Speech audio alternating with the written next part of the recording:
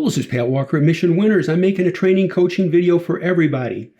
I've been doing this since 1986. And in that period of time, because of my background in research, I have looked at and analyzed and studied all different kinds of indicators, whether it be stochastics, MACD crossovers, oscillators, moving averages, you name it, I've looked at it. I mean, I've torn it apart. Part of the reason why is this. I wanted to see if there's anything in there that's really good that could help me. And here's what I found. If you find that it works for you, great. I'm not trying to talk you out of it. That's not the issue here. But what I am trying to point out is how those indicators can introduce a psychological variable thought process that can be counteractive to good investing. It literally can sabotage your investing process. So I'm going to go through here and just show you a few different things. What I have found, and this is, again, through years of doing this and experimenting, the best indicators are price, volume, clean and simple moving averages, and riding trends. And when I say price, I am not just talking about a price bar. I'm talking about the open, high, low, close on the bar in relation to volume. If you think about this, become very pragmatic, you say, this is my own quote, people talk with their mouths and vote with their pocketbooks. I want to go where they're voting. And how is that voting illustrated in a chart? By the price action on the bar and corresponding volume. And this action can be more relevant at key moving averages. An example, it falls, it goes up on good volume, spiders, and then it falls, and then it falls, and then it gaps down and reverses and closes back right near the rising 21 moving average on a pickup in volume. Now you could say, Patrick, stochastics was oversold. In actuality, it's really not that oversold. It's just a little bit below the neutral line. So it's not a truly meaningful trigger.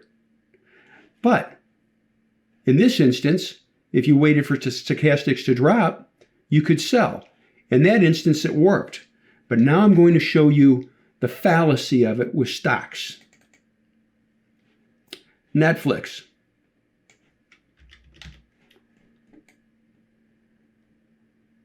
It's a nice long base, isn't it? This is a daily chart. Nice long base. This is the 200-day, the 50-day, the 21 exponential, and the 8-period exponential. We use these to ride trends. So, gosh, I guess if it breaks above that top, that would be good. Many would say, who use stochastics or oscillators, say, it's way overbought. You can't buy that. That won't work. That won't work. And it triggers on a pickup in volume. And note, stochastics is way overbought. You can't buy. Oh, still overbought this whole move. Could never buy it. And that's good for 60 points. But because it was overbought, you never bought it. You literally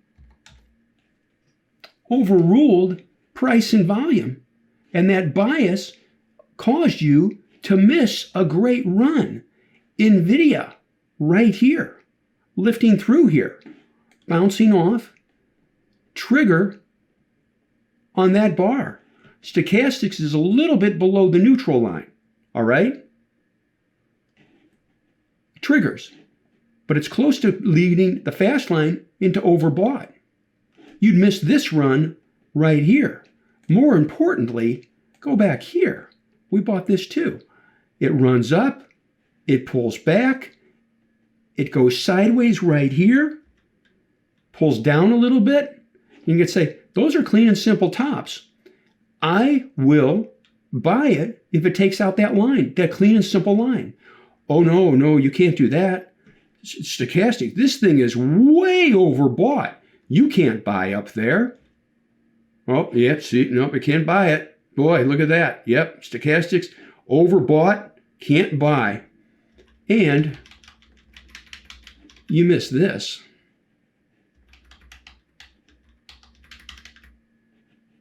And this. You miss that whole run. We don't want to do that. So I encourage you to look at stochastics, study it, or any oscillator. And I'm not trying to have you change your tactics, okay? That's not my point.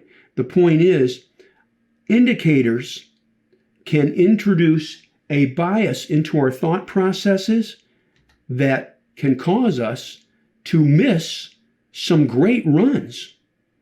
Great runs. Look at right here. As I stated, it's overbought. You can't buy that. Look what it did. Here's another example. Microsoft right here. Clean and simple bases. Right there. Clean and simple tops.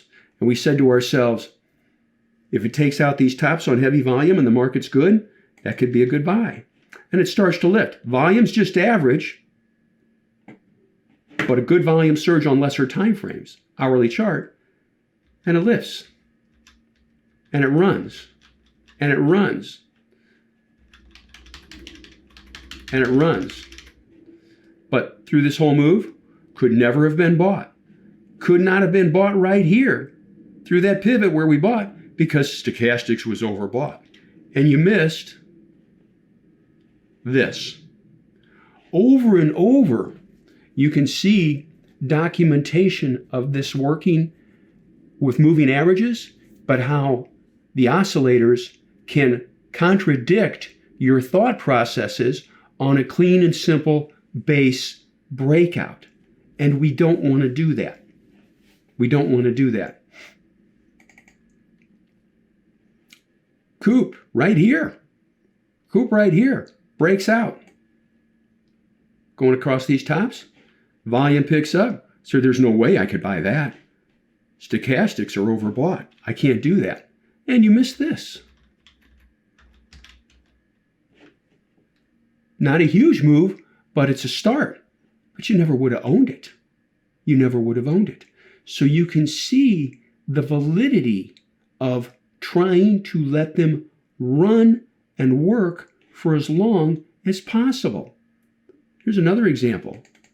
Team, right there. I'll slide across. There's another very important thing, and I was an IBD Meetup co-leader for 12 years. So we analyzed these things on the stage, real time, explaining situations. Here it is. Clean base right there. You can say, well, stochastics, it's above the neutral line. It's getting close to overbought, Pat. I don't know if that could be bought. Oh, it triggers. Oh, look, it's over this. It's over 75. I can't buy that. I can't buy that. Well, it's good I didn't. It's stalling here. Is it? You missed this. That's a good start. I'll do another one. Zim. Now, in this instance, it lifted, it pulled back, and it broke out. Stochastics was quickly approaching overbought and never could have been bought. I can show countless examples of this and how utilizing these oscillators can be counterproductive to riding really good trends. And we don't want to do that. We just don't want to do that.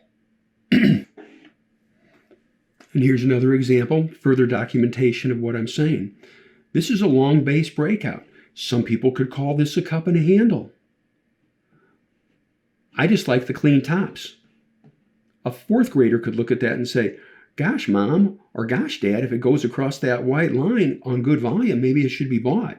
But when you introduce an oscillator, MACD, stochastics, RSI, by the way, there is a difference. I need to pause here for a minute. There's a difference between RSI and relative strength. For those that don't know that, research it. RSI is an oscillator.